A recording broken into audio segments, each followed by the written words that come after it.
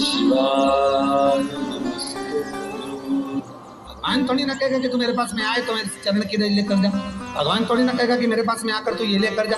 भगवान तो कहेगा मेरे पास में आया है, मांगना कुछ मत, बस मुझे जो स्नान कराया है मेरा चरणोदक लेकर जा, छीट दे पूरे घर में, संपदा भरना मेरा काम है। जहां मेरी चरण की रज पहुंच गई वहां संपदा स्वतः पहुंच गई, मैं वहां पहुंच जाता, तो चरणों तक ले जा। पर लोग ले जाते हैं, पूजन करते, कलश भी उड़ेलते, जल भी चढ़ाते, पर आते समय खाली लेकर आ जाते। भगवान को इतना बुरा लगता, मेरे दरवाजे से खाली जाए, मुझे कितना बुरा लगेगा। जो आए वो भर कर जाए, भले 2 बूंद लेकर आओ, पर उसमें चरणों तक थोड़ा सा लेकर अवश्य। हमारी माताएं बड़ी प्रेम से कहती हैं, आप लोगों के मन में भी ये बात जरूर होगा, जितने लोग टीवी पर कथा सुन रहे हो, फेसबुक यूट्यूब पर श्रवण कर रहे हो, आपने भी सुना होगा, घर की जो माताएं होती है, कभी भी घर का रसोई घर का बर्तन जिसमें सब्जी बनाई है, 50 लोग अगर जिमने आ रहे हैं और कह दिया आज का निमंत्रण है, 50 लोगों का पार्टी है, ये है वो है, सुहागिल है या ब्राह्मण भोज है, तो वो जो खीर का पात्र होगा, जो बर्तन होगा, जो सब्जी का पात्र होगा, माँ उसको खाली जल्दी नहीं करती है। भले उसमें सब्जी थोड़ी ना थोड़ी पड़ी रहने देगी, जब तक सब जिम कर नहीं चले जाएंगे तब तक उसमें पटक कर रखेगी। क्यों? क्योंकि उसमें उसकी बरकत है। उसी तरह जल चढ़ाने के बाद हम जब लेकर आते हैं पात्र के अंदर, ये उसमें उसकी बरकत है। गर्ग संहिता में दूसरी चीज कही, उसको भी समझ ली। गर्ग संहिता में कहा गया, जब आप घर से जल लेकर जाते हो भरकर, तो ये सृष्टि की जितनी नदियां हैं, पृथ्वी पर जितनी नदियां विद्यमान हैं, जितने तालाब, जितने सरोवर, जितने कुंड, जितने विराजमान हैं, उन सारे तीर्थों का जल जब आप घर से लेकर निकलते हो तो वो तीर्थ का संपूर्ण जल आपके कलश में आ जाता है। और जब आप उस जल को शिव पर समर्पित कर देती हो और 2 बूंद चरणादक लेकर जब जाती हो, तो शिव महापुराण गर्ग संहिता पद्म पुराण कहती है, वो जल साधारण नहीं रहता, वो गंगा जल बनकर तुम्हारे घर को पवित्र करने के लिए पहुंच जाता है। वो पवित्र गंगा जल बन, उसको लेकर प्रवेश कर, उसको लेकर पहुंच। 3 तरह का जल शिव को समर्पित होता है, और वो तीनों तरह के जल का अलग अलग भाव है हमारा।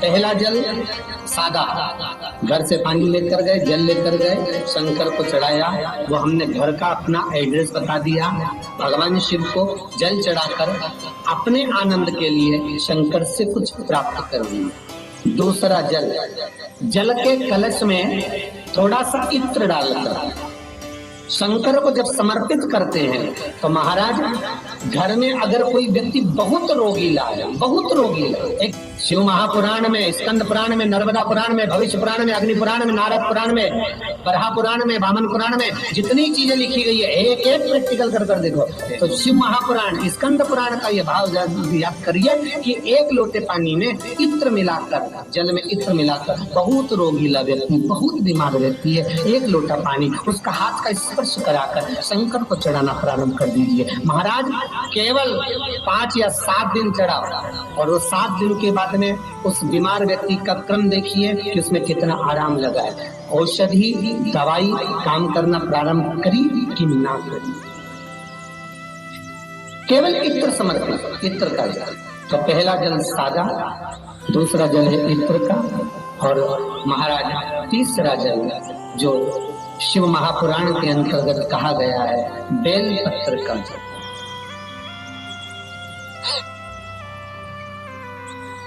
तीसरा जो जल है वो बेलपत्र का जल। बेलपत्र का जल कैसा?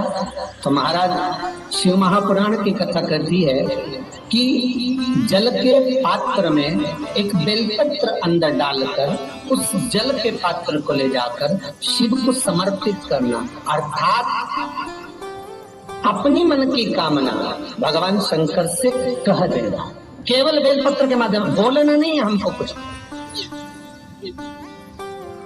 हमें कुछ कहना नहीं है, तीन तरह का जल का जो व्याख्यान वर्णन किया गया, एक सादा जल जो भगवान को कहा, आपने अपना एड्रेस बता दिया, आपने अपने मन का भाव बता दिया।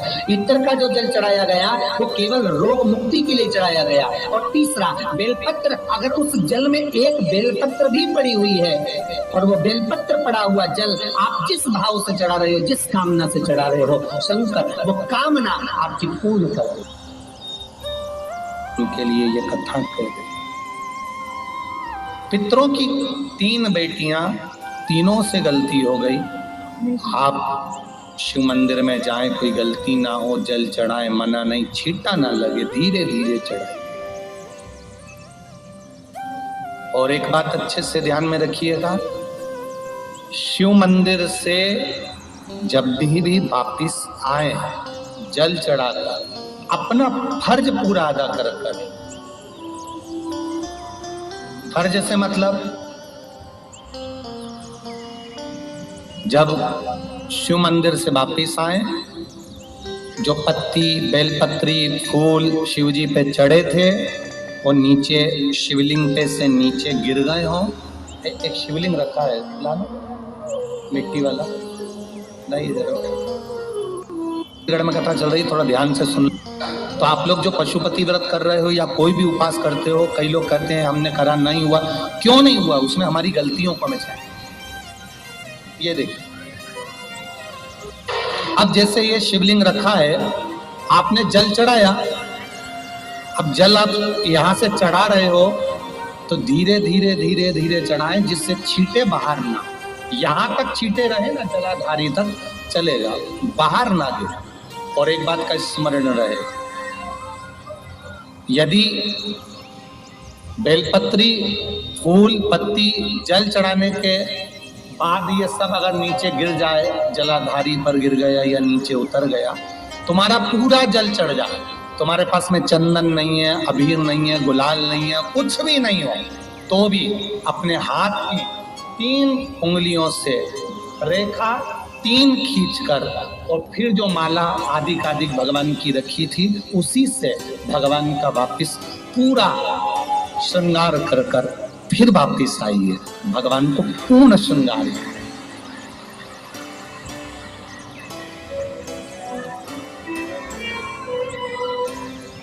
भगवान का पूर्ण श्रृंगार कर आइए। कई लोग जल चढ़ाने के बाद में भगवान का जो फूल पत्ती नीचे रखी रहती है, हम ये नहीं कह रहे कि आप अपने घर से लेकर जाओ, आपके पास में कुछ नहीं, 1 लोटा जल चढ़ाओ, जल चढ़ाया, जो फूल पत्ती नीचे रखी हुई है उसी को उठाकर, उसको रखकर, उसी फूल से भगवान का खूब सुंदर भगवान का कर फिर आइए। क्यों?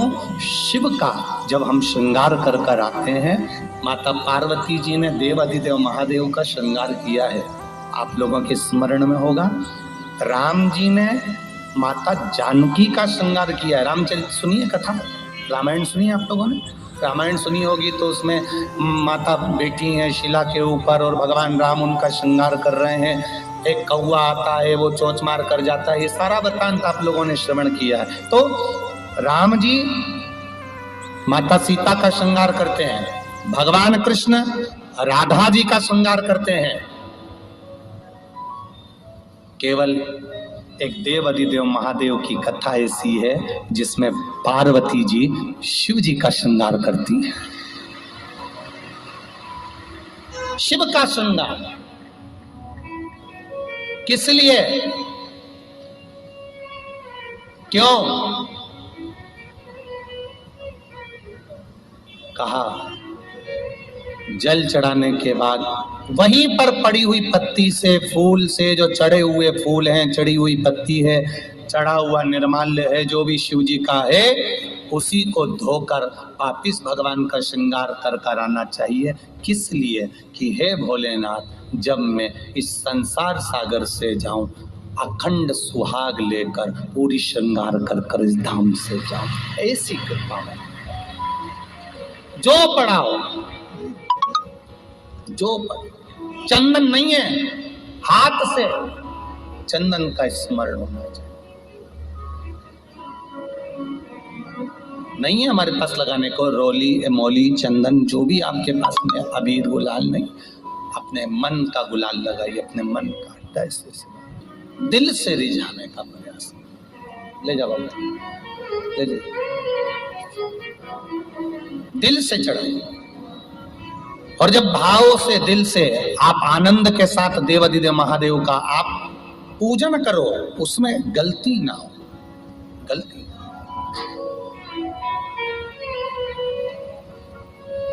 देखिए, पितरों की 3 बेटियों को श्राप लग गया। श्राप क्या लगा? तुम्हें पृथ्वी पर जाना पड़ेगा, मृत्यु लोक में जाना पड़ेगा, और तुम्हें मृत्यु लोक में जन्म लेना पड़ेगा। मृत्यु लोक में जाना पड़ेगा और तुम्हें जन्म लेना पड़ेगा। अब दुख आ गया। पितरों की बेटियां, इन्होंने पूछा हमारा भी कल्याण हो और पितृलोक में जितने पितर आए उनका भी कल्याण हो। जो अधोगति में, जैसे हमारी गति बिगड़ी है, हम अभी युवान अवस्था में हैं, आपको चोट लगी, आपने हमको श्राप दिया, मान लो कोई अधोगति में प्राण छोड़कर चला जाता है, उसका उद्धार कैसे हो? सनकादि ऋषि से पूछ रहे, आप कृपा करें।